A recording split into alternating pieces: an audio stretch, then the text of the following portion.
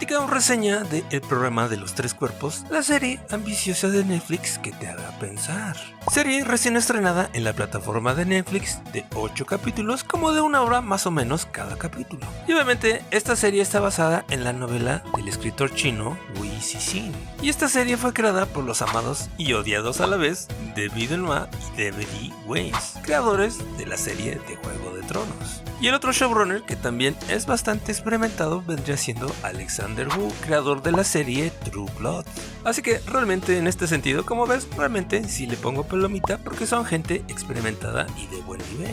Ahora pasamos a la crítica del director, que en este caso vendría siendo Derek Tswan. Es un director experimentado del cine de Hong Kong, donde hizo la película The Soulmate del 2016, la película The Better Days del 2019, la cual por cierto fue nominada al Oscar a Mejor Película Extranjera, así como también Un cuento de dos ciudades del 2023, una miniserie de la BBC. Y todo parece indicar que también va a ser el director de la próxima serie de The Martian o El Marciano, la adaptación de la novela de Andy Weir. Así que realmente a mí me queda bastante claro que es un buen director, bastante talentoso y también con experiencia. Así que le voy a poner palomita porque en esta serie realmente se nota su buena dirección. Ahora pasemos con la producción, que en este caso está también los mismos showrunners, es decir, David Benoit y D.B. Weiss, además de Alexander Wu. Pero no solo eso, también está alguien muy conocido por todos nosotros, es decir, Brad Pitt. Y además también se encuentra como productor ejecutivo el mismo escritor de la novela en la que se basa esta serie, es decir, el escritor chino Wu Cixin, que en este caso me parece un buen punto integrar al escritor original de la novela en la que se basa esta serie, porque él puede opinar y decir si realmente se está adaptando bien o no su novela, o ya de perdida que dé el visto bueno. Y además también le pongo palomita también a la música, a la fotografía, a la ambientación, al trabajo de sonido, así como también a las locaciones donde se grabó dicha serie en Londres, en Oxford, en Jacksonville, Florida, así como también en España, que en este caso se recrearon las escenas de Corte Culebra en Panamá, así como también la escena de San Luis Potosí, México, donde por cierto, como siempre, le pusieron ese filtro amarillo-naranja cuando supuestamente están en México, que eso es algo que ya se está empezando a volver demasiado cliché. Pero bueno, ya esa es otra historia. Pasemos a la crítica de la historia, que obviamente vamos a hacer la comparación con el libro del programa de los tres cuerpos de Wu Cixin, que sinceramente voy a decir que era el libro más difícil de adaptar porque realmente era demasiado técnico y yo diría que es el más aburrido de los tres libros. Así que en este caso entiendo perfectamente los cambios que hubo con respecto a ese libro. Otro cambio bastante obvio viene siendo la etnia de los personajes, mientras que en el libro la gran mayoría son chinos, obviamente en esta serie son de Tutti Frutti, es decir, una mexicana, 2 ingleses, 2 norteamericanos y 3 chinas. Además que en el libro Wang Miao era el científico de materiales, mientras que en la serie este personaje se dividió en 3 personajes. Entre ellos obviamente la mexicana, que era la experta en nanomateriales. Otro cambio importante en este caso que se hizo en la serie de televisión es que el juego de los trisolares en la novela era realmente simplemente una herramienta de comunicación con la humanidad. En cambio en la serie el juego tiene un papel mucho más importante, así como también ayuda a la trama y forma a la humanidad para que aprenda más o menos de qué se trata la civilización trisolaria. Y realmente le brinda también un pretexto para darle un poco más de acción a la serie, porque realmente en la novela, como les digo, realmente no había tanta, sobre todo en este primer libro. Así como también obviamente la invasión trisolariana realmente era de forma gradual y poco a poco, mientras que aquí digamos que se presenta de una forma mucho más abrupta. Otro cambio que se nota es que en la serie tiene un tono mucho más optimista y también más esperanzador, mientras que realmente en la novela no pasaba tanto. Pero como dije, en los productores ejecutivos estuvo el escritor de la novela, así que yo espero que estuvo de acuerdo con estos cambios. Ahora pasamos a la crítica del elenco, que realmente todos lo hicieron bastante bien. Me parece que es un elenco bastante cumplidor, aunque sí, realmente la mayoría son desconocidos. Los únicos 2 que sobresalen para mí vendría siendo el actor Benedict Wong.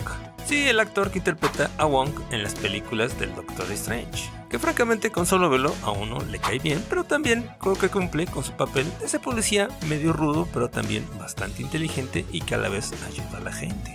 Y es un actor que realmente luce cada vez que sale en pantalla. Otro que también luce bastante viene siendo la actriz mexicana Eiza González. la cual sorprende realmente porque ella lleva la parte más dramática de esta serie y creo que lo hace bastante bien. Por lo que a mí ya me demuestra que realmente ella está en buen nivel como para tomar un protagónico en alguna superproducción o al menos tomar una villana o una superhéroe en Marvel o en DC. Como podría ser, se me ocurre la Mujer Maravilla, Electra o hasta la Mujer Araña. Así que pónganse las pilas Marvel, Sony y DC. Ahora pasemos a la crítica de la serie que, como dije, técnicamente realmente no le encuentro ningún problema. Pero obviamente también tiene sus puntitos negativos, como vendría siendo la agenda ya bastante clara de Netflix, es decir, la onda feminista woke, así como también la crítica, en este caso, al sistema socialista, que realmente tienen una visión del sistema socialista chino bastante estereotipado, algo que seguramente al gobierno chino no le va a gustar mucho. Además también la serie no se guarda nada porque es bastante ruda, inclusive rebanando a niños durante el día.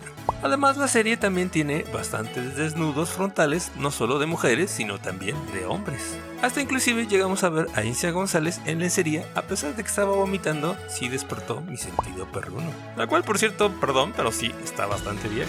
Otra cosa que se me hizo demasiado extraña, sobre todo en las series de la actualidad, es que hubo mucha gente y muchas escenas fumando.